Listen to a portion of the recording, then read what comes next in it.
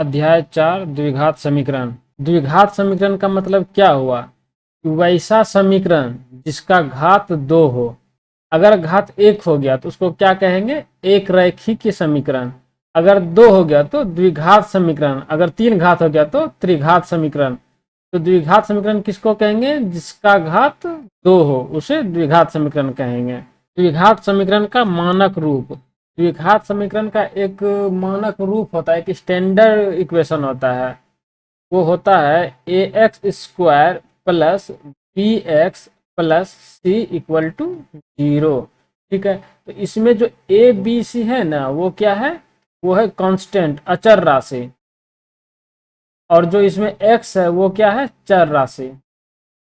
तो इस द्विघात समीकरण के मानक रूप के साथ जो महत्वपूर्ण बातें याद रखनी है वो ये कि ए डज नॉट इक्वल टू 0।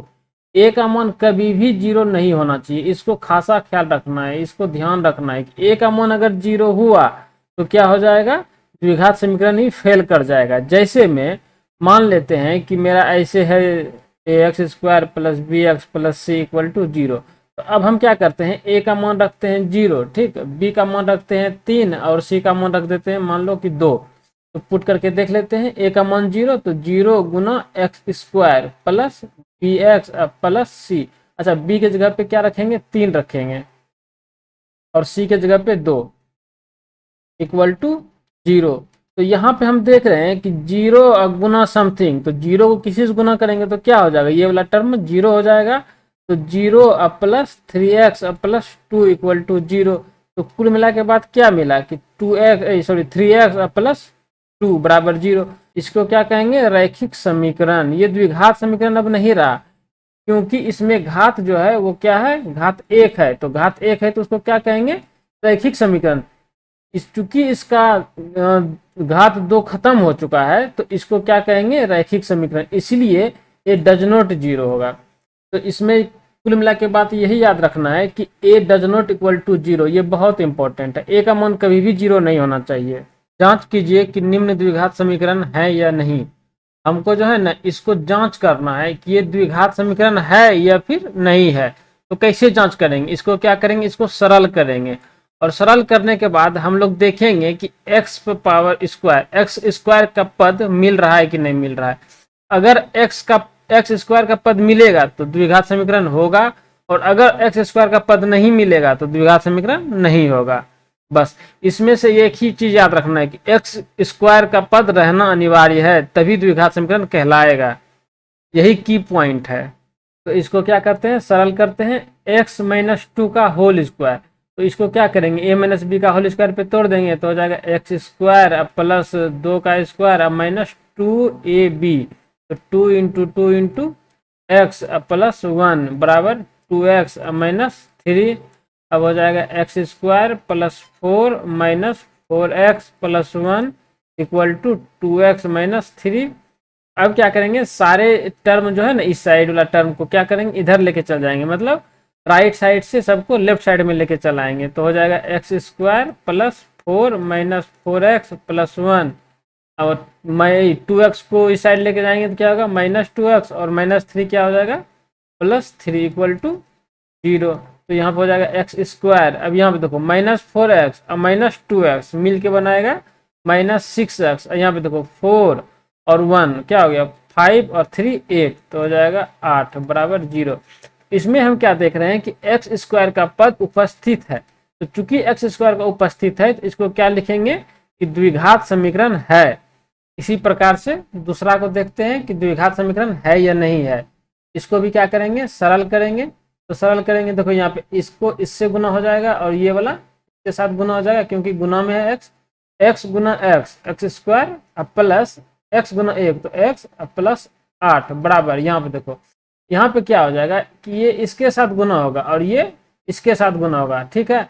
और उसके बाद फिर एक बार इसके साथ होगा, ये इसके साथ गुना होगा। इसको क्या करते हैं हम लोग? पहले तोड़ लेते हैं। इसको हम ऐसे लिखते हैं कि x इंटू एक्स माइनस 2, यहाँ पे प्लस 2x माइनस 2, ठीक है। अब इसको सरल करते हैं। X square plus x plus 8 बराबर, इसको इसके साथ गुना करेंगे तो हो जाएगा X square minus 2x plus 2x minus 4। अब क्या करेंगे, सारे इस वाले टर्म को इस साइड लेके चलाएंगे, तो हो जाएगा X square plus x plus 8 minus, यहाँ पे क्या हो जाएगा माइनस, एक्स स्क्वायर को इस साइड लेके जाएंगे तो हो जाएगा एक्स स्क्वायर, ये हो जाएगा प्लस 2x और ये हो जाएगा माइनस 2x और ये हो जाएगा प्लस 4 बराबर 0। ठीक है, अभी यहाँ पे देखो कि ये एक्स स्क्वायर और ये एक्स स्क्वायर खत्म हो गया, और ये 2x और ये माइनस 2x खत्म हो गया, तो क्या बचा यहाँ पे x बचा, अब प्लस 8 अब प्लस 4 बराबर 0, तो ये हो गया x अब प्लस 8 4 12 बराबर 0। यहाँ पे क्या देख रहे हैं कि एक्स स्क्वायर का पद उपस्थित नहीं है, तो चूंकि इसमें एक्स स्क्वायर का पद उपस्थित नहीं है तो ये क्या होगा, द्विघात समीकरण नहीं होगा। तो यहाँ पे इसका आंसर क्या आ गया कि द्विघात समीकरण नहीं है। एक क्या निकला, द्विघात समीकरण है, और एक क्या हुआ, द्विघात समीकरण नहीं है। अब आगे देखते हैं, आगे है कि द्विघात समीकरण का हल। तो द्विघात समीकरण जो है ना, एक प्रकार का समीकरण है, चाहे रैखिक समीकरण हो, द्विघात समीकरण हो या त्रिघात हो, तो समीकरण है, तो समीकरण है तो हल होगा ही होगा। तो द्विघात समीकरण को ना 3 विधि से हल किया जा सकता है। पहला विधि है गुणनखंड विधि, दूसरा है पूर्ण वर्ग विधि, और तीसरा है सूत्र से, फॉर्मूला से। तो गुणनखंड विधि जो है ना वो बहुत ही प्रचलित विधि है, हमेशा जो सॉल्व करेंगे अधिकांश केस में क्या करेंगे, गुणनखंड विधि से ही सॉल्व करेंगे। क्वेश्चन अगर ऐसे पूछेगा कि निम्नलिखित द्विघात समीकरण को पूर्ण वर्ग विधि से हल करें, तब तो फिर विधि वही घोषित कर दिया, तब तो वही विधि लगाना पड़ेगा, पूर्ण वर्ग विधि, क्योंकि प्रश्न ही बोल रहा है कि पूर्ण वर्ग विधि लगा। अगर प्रश्न बोलता है कि गुणनखंड विधि से हल करें तो गुणनखंड लगाएंगे, अगर प्रश्न बोल दिया कि सूत्र से तो सूत्र से लगा। लेकिन अगर प्रश्न कुछ बोले ही ना तो अपना मन में अधिकांश केस में क्या करते हैं, गुणनखंड विधि ही लगाते हैं। तो सबसे पहले हम लोग गुणनखंड विधि को पढ़ेंगे, फिर पूर्ण वर्ग विधि, तब सूत्र से। तो गुणनखंड विधि में क्या करते हैं, मध्य पद जो होता है ना, मध्य पद, उसको 2 भाग में तोड़ देते हैं और उसके बाद इसको हल करते हैं। पूर्ण वर्ग विधि में क्या करेंगे कि a माइनस बी के होल स्क्वायर में ला देंगे। जो मेरा द्विघात समीकरण होगा उसको कुछ इस तरह से अरेंज करेंगे कि वो द्विघात समीकरण मेरा a माइनस बी के होल स्क्वायर पे आ जाए, उसके बाद इसको हल करके निकाल लिया जाता है। और सूत्र से तो बस सीधा फॉर्मूला होता है, फॉर्मूला से निकाल लिया जाता है। गुणनखंड विधि द्वारा द्विघात समीकरण का हल। ठीक है, तो हम लोग क्या करेंगे, हम लोग गुणनखंड विधि से हल करना सीखेंगे द्विघात समीकरण को। तो इसको उदाहरण से सीखेंगे। जैसे मान लेते हैं कि एक उदाहरण यहाँ पे लिए हैं कि द्विघात समीकरण है 2x square minus 5x plus 3 बराबर 0। इसको क्या करेंगे, हल करेंगे। लेकिन एक चीज यहाँ पे देखो, यहाँ क्या लिखा है, मूल ज्ञात करो। मूल मतलब क्या होता है उसको समझते हैं कि जो समीकरण को हल करेंगे ना, तो चूंकि द्विघात समीकरण है तो 2x है, क्या है 2x है, एक्स स्क्वायर है तो मतलब 2x है, इसका 2 आंसर आएगा। हमेशा द्विघात समीकरण का 2 आंसर आएगा, त्रिघात समीकरण का 3 आंसर आएगा, एक घात समीकरण का 1 आंसर आना है। तो ये है द्विघात समीकरण, तो इसका क्या आएगा 2 आंसर। जो 2 आंसर आएगा ना, जो आंसर आ जाएगा उसी को क्या कहेंगे, मूल कहेंगे। आंसर ही क्या कहलाता है, मूल कहलाता है। और ये मूल 2 प्रकार का, एक अल्फा एक बीटा। इसको जो है ना, इसका विस्तृत चर्चा तब करेंगे जब हम लोग सूत्र से पढ़ेंगे। जब हम लोग सूत्र से पढ़ेंगे ना तो वहां पे हम लोग इसका विस्तृत चर्चा कर लेंगे, अल्फा क्या है और बीटा क्या है। अल्फा बीटा तो मूल ही है, लेकिन अल्फा बीटा आगे को पढ़ेंगे इसको डिटेल से। फिलहाल के यही याद रखना है कि जो मूल होता है वो 2 होगा, अल्फा और बीटा। द्विघात समीकरण में 2 मूल होगा, अल्फा और बीटा। अब इसको हल करते हैं। तो इसको हल करने के लिए सबसे पहले जो है ना, मध्य पद को तोड़ेंगे। तो ये मेरा मध्य पद है ना, यहाँ पे देखो ये रहा मेरा मध्य पद। मध्य पद क्या है मेरा है मध्य पद माइनस 5x। ठीक है, इसको बगल में लिखते हैं, यहाँ पे नहीं लिखते हैं। गुणनखंड विधि से जो हल करेंगे तो उसको मध्य पद तोड़ के हल किया जाता है। ठीक है, तो यहाँ पे देखो, यहाँ पे है मध्य पद और इस साइड हम लिखे हैं प्रथम पद गुना अंतिम पद। तो सबसे पहला काम क्या करेंगे, हम लोग प्रथम पद गुना अंतिम पद निकाल लेंगे कि क्या होता है। प्रथम पद क्या है 2x स्क्वायर, अब गुना अंतिम पद कितना है 3, तो ये हो जाएगा 3 दूनी 6, 6x स्क्वायर। ठीक, अब क्या करेंगे, अब मध्य पद लिख लेते हैं। क्या होगा, मध्य पद माइनस 5x। ठीक है, तोड़ना किसको है, हमेशा याद रखना, तोड़ना मध्य पद को है। हमेशा टूटेगा कौन, मध्य पद को। लेकिन कैसे तोड़ेंगे, मध्य पद को इस प्रकार से तोड़ना है कि गुना करने पर क्या आ जाए 6x स्क्वायर आ जाए। बस यही ध्यान रखना है, तोड़ना किसको है, मध्य पद को। और तोड़ते हुए ये ध्यान रखना है कि जो तोड़ेंगे उस दोनों का गुणनफल क्या हो जाए, प्रथम पद और अंतिम पद के गुणनफल के बराबर हो जाए। ठीक है, देखो हम इसको तोड़ते हैं, -5 है ना, तो क्या करते हैं, इधर -3x और इधर -2x कर देते हैं। तो -3x और -2x मिलके क्या बनाएगा, देखो -3x और -2x मिलके क्या बना दिया, 5 बना दिया, सॉरी -5x बना दिया। तो ये मध्य पद हो गया। अब क्या करेंगे, ये जो दो को तोड़े ना, इसको गुना करो, -3x गुना -2x बराबर क्या हो जाएगा, 6x²। देखो ये इसके बराबर हो गया ना। तो कहने का मतलब ये है कि मध्य पद को जो है ना हम इस रूप में तोड़ सकते हैं। और ऐसा क्यों करते हैं, क्योंकि बाद में आगे आगे इसमें बनाएंगे ना तो समझ में आएगा, आगे कॉमन लेना पड़ता है। तो चूंकि कॉमन लेना पड़ता है इसलिए ऐसा करना पड़ता है। अब क्या करते हैं, मध्य पद जो है मेरा -5 है, उसको तोड़ देते हैं। किस में तोड़ेंगे, तो -3x और -2x में टूट गया। बाकी को जो है ना एकदम जैसा है वो बहु लिख लेते हैं इधर पे। तो ये हो गया, ये जो है मेरा मध्य पद टूट गया, यहाँ पे मध्य पद मेरा टूट गया। -5x किस में टूट गया, -3x और -2x में। अब कुछ इस प्रकार से टूटा है कि इस दोनों को गुना करो और इस दोनों को गुना करो तो सेम आएगा, बराबर आएगा। और बराबर क्यों होना चाहिए, क्योंकि आगे हमको कॉमन लेना है इसीलिए। अब क्या करेंगे, तोड़ने के बाद इस दोनों और इस दोनों में कॉमन लेंगे। तो इस दोनों में क्या कॉमन ले सकते हैं, तो कॉमन ले सकते हैं सिर्फ x। तो क्या हो जाएगा, ये हो जाएगा 2x -3। और इधर क्या कॉमन ले सकते हैं, इधर कॉमन ले सकते हैं सिर्फ -1। तो हो जाएगा 2x -3 बराबर 0। अच्छा यहाँ भी ध्यान रखना है कि कुछ इस प्रकार कॉमन होना चाहिए कि ये और ये सेम आना चाहिए। यहाँ पे देखो ये दोनों क्या होना चाहिए, सेम होना चाहिए। और सेम क्यों होना चाहिए, क्योंकि हमको इस दोनों में से कॉमन ले लेना है। देखो ये वाला टर्म और ये वाला टर्म एक है। अब इस दोनों में से क्या कॉमन ले लेते हैं, 2x -3 कॉमन ले लेंगे तो बचेगा क्या, x -1।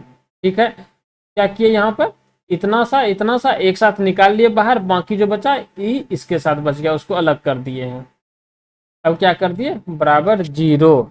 तो यही गुणनखंड हो गया। ये था द्विघात समीकरण और ये हो गया मेरा गुणनखंड। ठीक है, अब इसको क्या करेंगे, देखो या तो 2x -3 बराबर 0 या तो x -1 बराबर 0। देखो कहने का मतलब ये है कि अगर बराबर 0 है तो इसका मतलब क्या हुआ कि या तो ये 0 या तो ये 0, तभी तो बराबर 0 होगा। ऐसे समझो कि 0 गुना समथिंग कर देंगे तभी ना 0 होगा। तो कहने का मतलब है कि कोई एक तो 0 निश्चित रूप से ही होगा। तो इसलिए हम लोग क्या करते हैं कि 2x -3 या तो ये 0 या फिर x -1 बराबर 0 या तो ये 0। इसको सॉल्व करो, क्या हो जाएगा, 2x -3 बराबर 0। तो हो जाएगा x बराबर 3/2 और ये हो जाएगा x बराबर 1। तो कुल मिला के आंसर क्या आया, x का मान 2 आंसर आएगा, एक आएगा 3/2 और एक आएगा 1। यही हो गया मेरा आंसर। दूसरा उदाहरण देखते हैं, 6x² -x -2 के मूल ज्ञात करना है। मूल ज्ञात करना अर्थात हल करना है। तो हल करते हैं इसको। इसका मध्य पद क्या है, -x है और इसका प्रथम पद 6x² गुना अंतिम पद -2। तो हो जाएगा 6 दूनी 12 -12x²। ठीक है, तो -x को क्या करते हैं, दो भाग में बांटेंगे और वो दो भाग क्या होगा, देखो -4x और हो जाएगा 3x।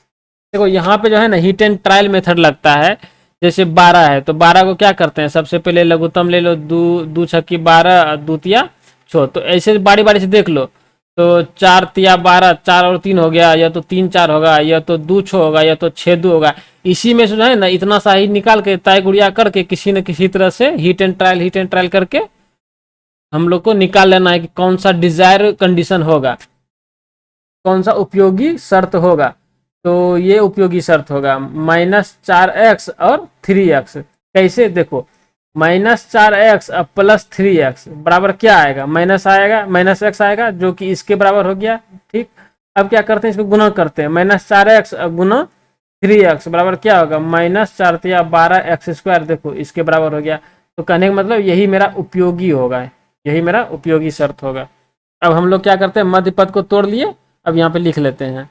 तो हो जाएगा 6x²। अब -x के जगह पे क्या लिख देना है, -4x और +3x और -2 उतार देंगे, हो गया। अब इसमें क्या करेंगे, कॉमन लेंगे। तो कॉमन आ जाएगा 2x तो हो जाएगा 2 तिया 6x माइनस और 2 दूनी 4, तो ये हो जाएगा 2। यहाँ पे क्या कॉमन लेंगे, तो +1 कॉमन लेंगे, तो 3x माइनस 2 बराबर 0। तो अब देखो यहाँ भी 3x माइनस 2 और यहाँ भी 3x माइनस 2, तो इसमें क्या करेंगे 3x माइनस 2 एक तरफ लिख लेंगे, बाकी जो बचेगा उसको एक तरफ लिख लेंगे बराबर 0। अब यहाँ से क्या करते हैं कि या तो 3x माइनस 2 बराबर 0 या फिर 2x + 1 बराबर 0।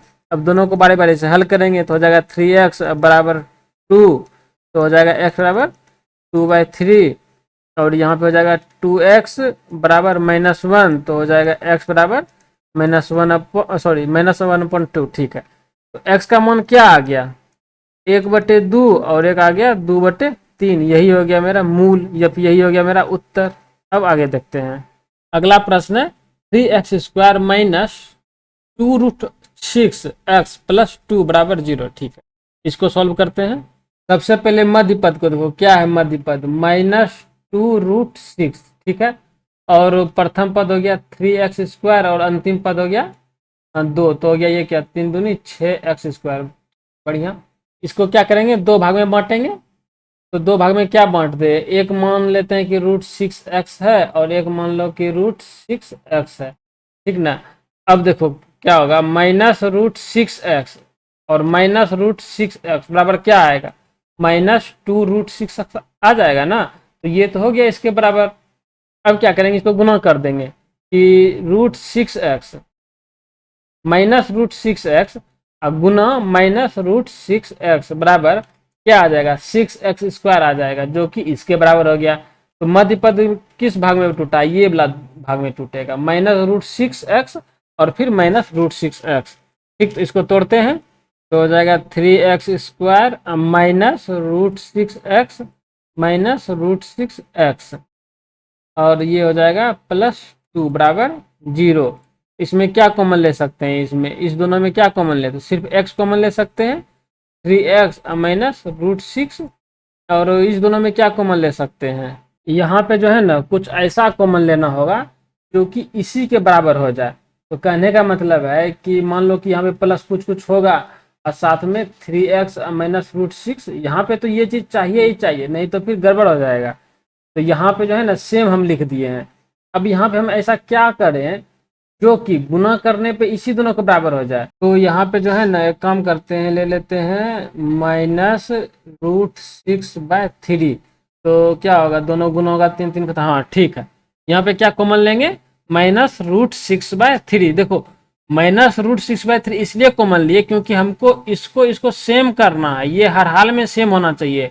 अगर सेम नहीं हुआ तो फिर गड़बड़ हो जाता है मामला। इसलिए हम क्या किए, हम देखो फिर से इसको फिर से समझो, हम क्या किए यहाँ कॉमन ले लिए, ठीक है। तो ये जो चीज आया ना, ये यहाँ से यहाँ तक में उसको उठा के इधर लिख दिए, और उसके बाद ऐसा रीअरेंज किए कि गुना करने पे इस दोनों को गुना करो, ठीक ना, तो तुम पाओगे कि यही हो गया, और इसको इससे गुना करोगे तो पाओगे कि यही हो गया। हम थोड़ा सा अलग विधि अपनाए, और ये विधि हिट एंड ट्रायल विधि कहलाता है। तो अब क्या आएगा, ये और ये बराबर हो गया और ये कॉमन आ जाएगा, तो हो जाएगा 3x -√6 और ये हो जाएगा x -√6/2 बराबर 0। तो या तो 3x -√6 बराबर 0 कर दें, या फिर x -√6/2 बराबर 0 कर दें। तो हो जाएगा क्या 3x बराबर √6, तो हो जाएगा x बराबर √6/3, और दूसरा आएगा आंसर क्या √6/2। तो यही हो गया मेरा आंसर। देखो रूट वाले के साथ ना थोड़ा सा समस्या आ सकता है, और समस्या कहाँ पे आएगा, यहीं पे आएगा, तोड़ने में आएगा, और कहीं ना आएगा। अच्छा यहाँ पर जो है ना हो सकता है कॉमन लेने में भी समस्या हो। उम्मीद है कि समझ में आ गया होगा। अब आगे देखते हैं, आगे है √2x² + 7x + 5√2।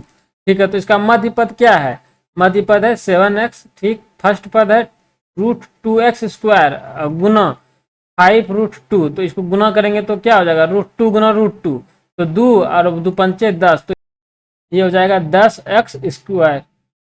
तो 7x को क्या करते हैं 2 भाग में तोड़ेंगे, 5 और 2 तोड़ेंगे, और क्या तोड़ेंगे 5 दूनी 10, तो ये हो जाएगा 5x और ये हो जाएगा 2x। देखो जब 5x और 2x को जोड़ देंगे तो क्या हो जाएगा 7x, ठीक है। और 5x को 2x से गुना कर देंगे तो 10x² काम बन गया। तो मध्य पद को तोड़ देते हैं यहाँ पे, तो हो जाएगा √2x² अब प्लस 7x को क्या करते हैं 2 भाग में तोड़ते हैं 5x अब प्लस 2x अब प्लस ये हो जाएगा 5√2 बराबर 0। अब इसमें क्या करेंगे कॉमन लेंगे, कॉमन क्या ले सकते हैं यहाँ पे, यहाँ कॉमन x ले लेते हैं तो हो जाएगा √2 अब प्लस 5। अब यहाँ क्या कॉमन ले, देखो यहाँ पे कुछ ऐसा कॉमन लेना है कि मेरा √2x प्लस 5 आ जाए, यहाँ पे x होगा, यहाँ पे x हो जाएगा। तो कुछ ऐसा कॉमन लेंगे यहाँ पे, क्या हो जाए इधर √2x प्लस 5, तो कॉमन क्या लेंगे √2 कॉमन ले लेंगे, ठीक ना। तो √2 कॉमन लेंगे तो √2x प्लस 5 हो जाएगा और यहाँ पे बराबर 0 होगा ही होगा। अब क्या करेंगे √2x प्लस 5 को एक तरफ, अब बाकी x प्लस √2 को एक तरफ। अब यहाँ पे करेंगे √2x प्लस 5 बराबर 0 या फिर x प्लस √2 बराबर 0।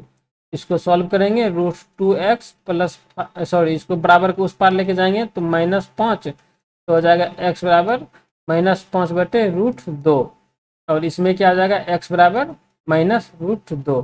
तो यही हो जाएगा मेरा आंसर। अब आगे देखते हैं, आगे है 2x² माइनस x प्लस 1/8 बराबर 0। तो यहाँ पर देखो ये जो है ना 1/8 है, देखो इसको 1/8 रहते हुए भी बनाएंगे तो बन जाएगा, लेकिन थोड़ा सा कॉम्प्लिकेट हो जाता है, क्या है कि बटे में है, हर में है, भिन्न में है। हम इसको क्या करेंगे सबसे पहले सिंपल फॉर्म में ला लेंगे, और वो कैसे लाएंगे लघुत्तम लेके। तो लघुत्तम आ गया कितना, यहाँ भी 1 यहाँ भी 1, तो लघुत्तम आ गया 8, तो ये हो गया 8 दूनी 16x² माइनस 8x प्लस 1 बराबर 0। इस 8 को उधर लेके जाएंगे तो क्या हो जाएगा 0 हो जाएगा, तो ये हो जाएगा 16x² माइनस 8x प्लस 1 बराबर 0। अब क्या करेंगे -8x है इधर और ये इधर हो गया 16x² गुना 1, तो ये 16x²। तो इसको क्या करेंगे 2 भाग में तोड़ेंगे और वो रहेगा 2 भाग 4x माइनस 4x में, ठीक। तो हो जाएगा 16x² minus 4x minus 4x अब प्लस 1 बराबर 0। तो कॉमन क्या आएगा इसमें 4x कॉमन आएगा, तो 4x माइनस 1 और इसमें कॉमन आएगा -1, तो 4x माइनस 1 बराबर 0।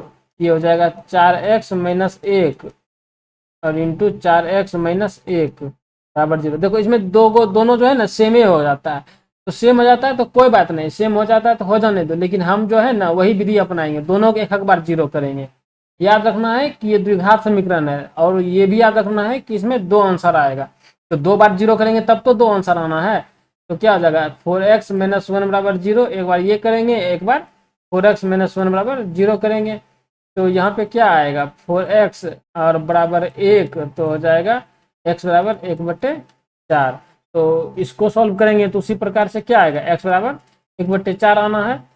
तो यहाँ पे क्या हो जाएगा इसका 2 आंसर आएगा, क्या आएगा 2 आंसर, एक आया आंसर 1/4 और एक आंसर 1/4। इसको ध्यान रखना है, आंसर सेम हो गया कोई बात नहीं, लेकिन आंसर 2 होगा, 1/4 1/4, यही हो गया मेरा आंसर। आज के लिए इतना ही बस। अगर तुम नए हो तो सब्सक्राइब करो, वीडियो अच्छा लगे तो लाइक करो। धन्यवाद।